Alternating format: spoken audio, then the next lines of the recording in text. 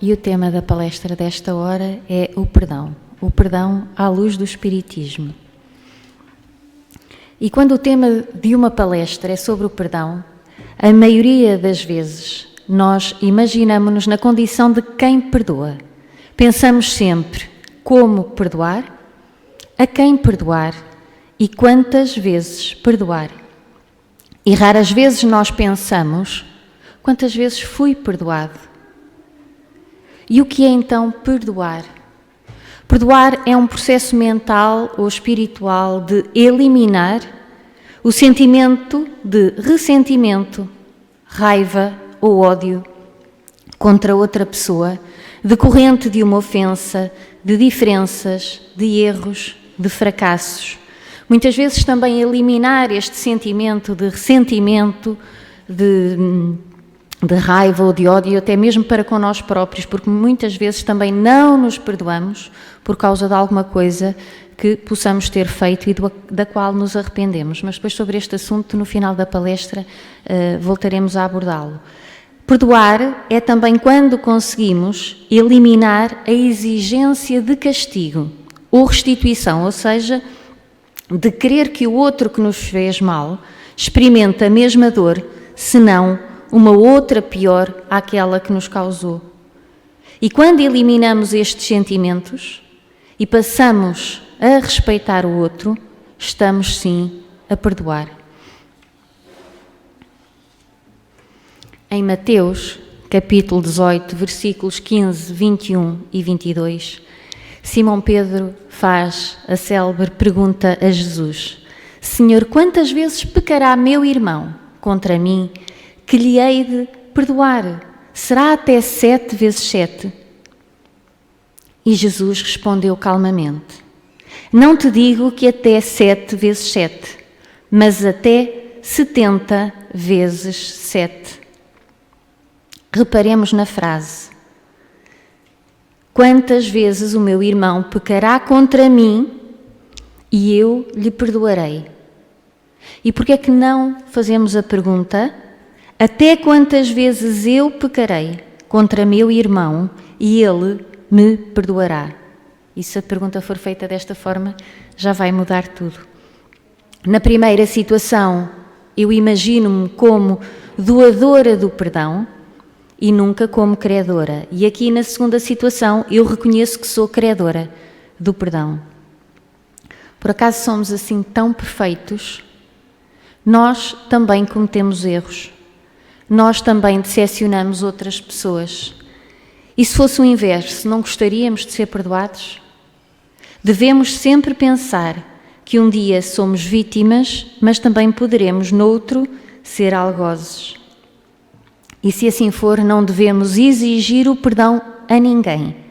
Temos de respeitar o livre arbítrio de cada um. Eu posso ter errado, eu posso pedir perdão, mas o outro conceder-me esse perdão, eu não o posso exigir. Cabe-lhe a ele essa decisão de me conceder ou não. Cada um de nós está no seu patamar de evolução. Eu peço desculpa, que era aqui. Nós também decepcionamos outras pessoas. E se fosse o inverso, não gostaríamos de ser perdoados? Nós não somos perfeitos e o outro também não. Temos é de nos preocupar conosco. E somos nós quem tem de perdoar.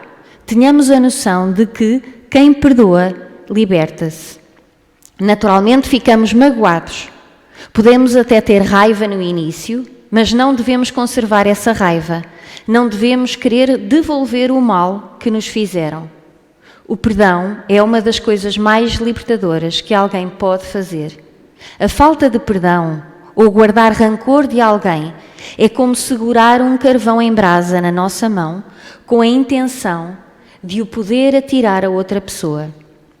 Mas somos nós os únicos que nos queimamos e o tempo todo que a brasa estiver na nossa mão, estamos a sofrer.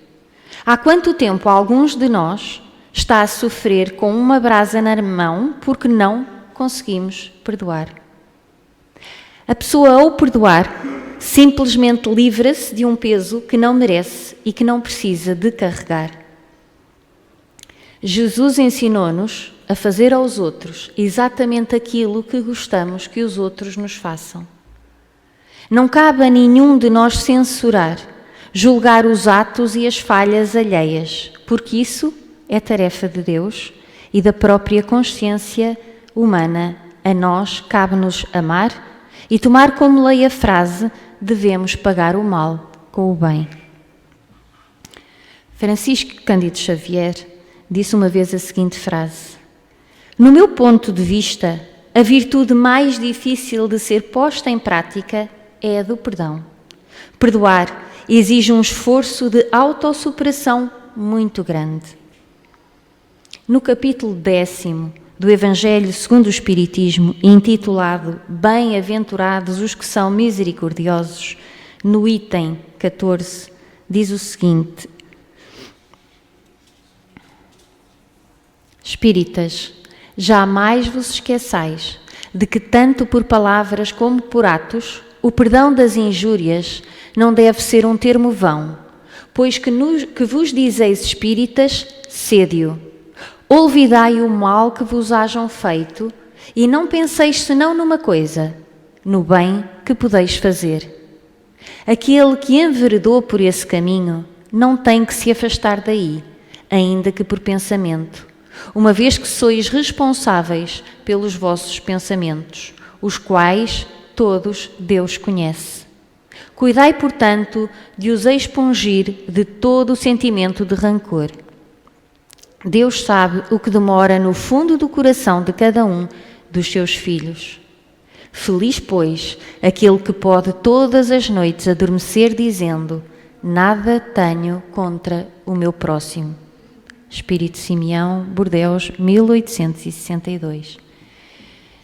No mesmo capítulo, no item 15, o apóstolo Paulo diz o seguinte: perdoai, pois, meus amigos, a fim de que Deus vos perdoe, porquanto se fordes duros, exigentes, inflexíveis, se usardes de rigor até por uma ofensa leve, como querereis que Deus esqueça que cada dia maior necessidade tendes de indulgência? Mas há duas maneiras bem diferentes de perdoar. Há o perdão dos lábios e o perdão do coração. Muitas pessoas dizem com referência ao seu adversário: eu lhe perdoo, mas interiormente alegram-se com o mal que lhe advém, comentando que ele tem o que merece. Quantos não dizem perdoo e acrescentam: mas não me reconciliarei nunca, não quero tornar a vê-lo em toda a minha vida. Será esse o perdão segundo o Evangelho? Não. O perdão verdadeiro, o perdão cristão, é aquele que lança um véu sobre o passado. Esse, o único que vos será levado em conta, visto que Deus não se satisfaz com as aparências. Ele sonda o recesso do coração e os mais secretos pensamentos. Ninguém se lhe impõe por meio de vãs palavras e de simulacros. O esquecimento completo e absoluto das ofensas é peculiar às grandes almas. O rancor é sempre sinal de baixeza e de inferioridade. Não olvideis que o verdadeiro perdão se reconhece muito mais pelos atos do que pelas palavras. Lyon, 1861. Mas muitos de nós poderá pensar que para nós é difícil e que não conseguimos perdoar. E se assim for, se eu sentir que tenho dificuldade em perdoar alguém, o que nós devemos fazer é orar. Devemos orar muito. Deus, em sua infinita compreensão e justiça, sabe que cada um de nós tem as suas limitações e Ele não espera que ignoremos isso. Para Deus, o valor do perdão dá-se, como já foi referido, quando este é realmente sincero e faz a ofensa virar ensinamento e a mágoa virar compreensão e amor.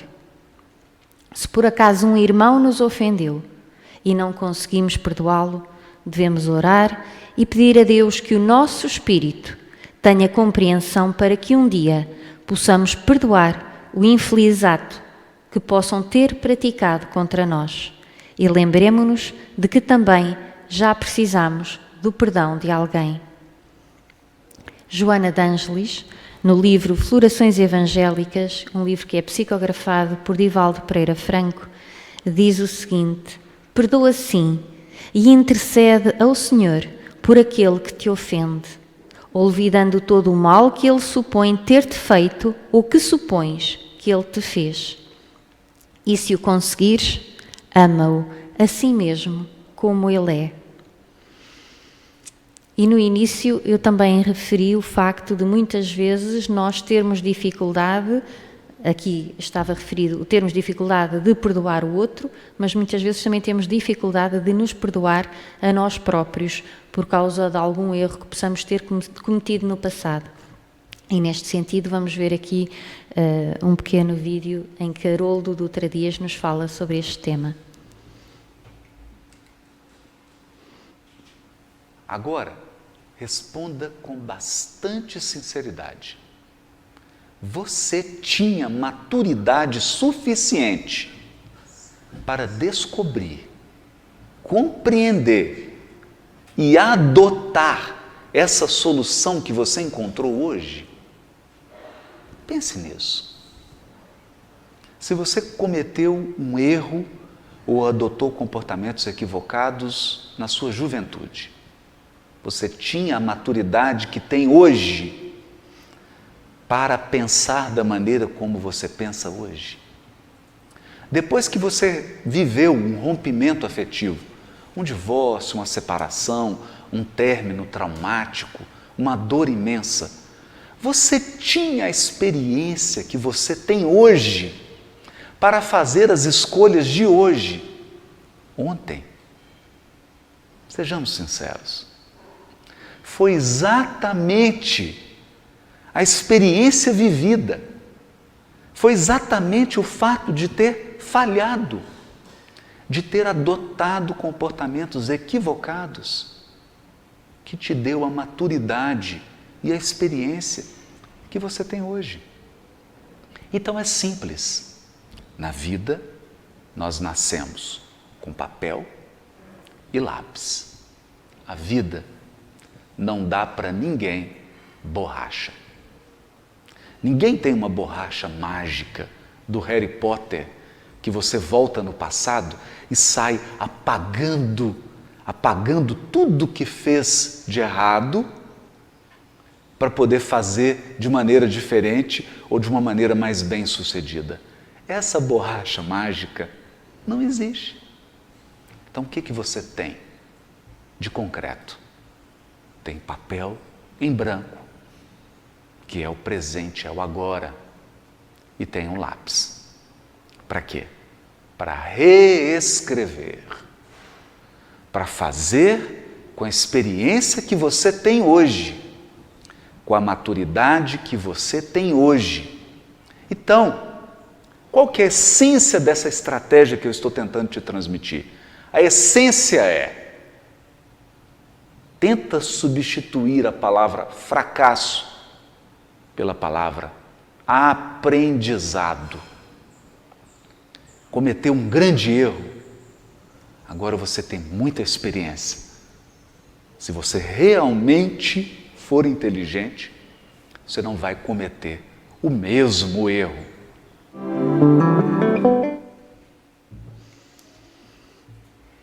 E eu concluo esta apresentação sobre o perdão com uma oração.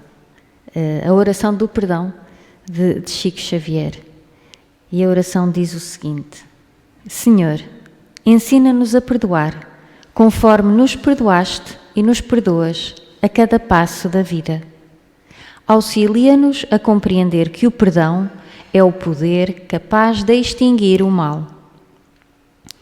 Induz-nos a reconhecer nos irmãos que a treva infelicita filhos de Deus, tanto quanto nós, e que nos cabe a obrigação de interpretá-los na condição de doentes, necessitados de assistência e de amor.